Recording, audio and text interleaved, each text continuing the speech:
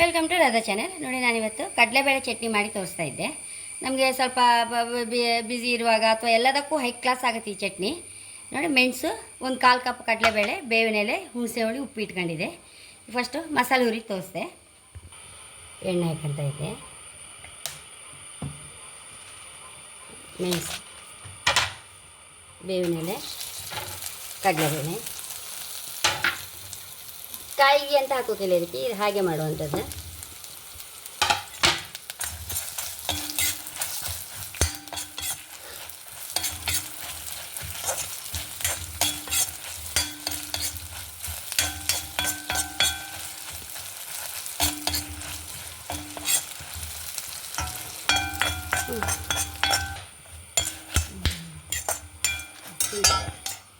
Mixie ಹಾಕೊಂಡ್ಬಿಡುವ.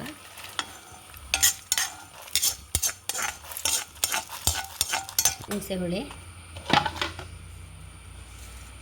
ರುಚಿ ತಕ್ಕಷ್ಟು ಉಪ್ಪು, ಒಂದು 5-6 ಬೆಳ್ಳುಳ್ಳಿ ಹಾಕಂತ ಇದ್ದೆ. ಸಣ್ಣ ಹರ್ಕೊಂಬರ್ತಾ ಇದ್ದಾನೆ. ಸಣ್ಣ ಅರಿಕಂತಿಲ್ಲ, ಸ್ವಲ್ಪ ಕೋರ್ಸಾಗಿ ಹರ್ಕಿದ್ರು ಸಹ ಲಾಯ್ಕ್ ಆಗ್ತಿದ್ದು. ಹರ್ಕೊಂಬರ್ತೆ. ಈಗ ಚಟ್ನಿ ಹಾಕೊಂಡ್ಬಿಡುವ ತಟ್ಟೆಗೆ. ಎಷ್ಟು ರುಚಿಯಾದ ಕಡಲೆಬೇಳೆ ಚಟ್ನಿ, ತುಂಬ ಅಂದರೆ ತುಂಬ ರುಚಿ. ಒಂಚೂರು ವರ್ಜಿನ್ ಕೋಕೋನಟ್ ಎಲ್ಲ ಹಾಕೊಂಡೆ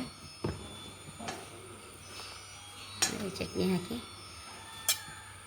ಎಷ್ಟು ಅನ್ನ ಸಹ ಊಟ ಮಾಡ್ಬೋದು, ಅಷ್ಟು ರುಚಿ ನಮಗೆ ಬಾಯಿಗೆ. ಇದು ಬೆಳ್ಳುಳ್ಳಿ ಸಹ ಹಾಕ್ತೇವಲ್ಲ, ಹಾಗಾಗಿ ಆರೋಗ್ಯಕ್ಕೆ ಸಹ ಒಳ್ಳೆಯದು.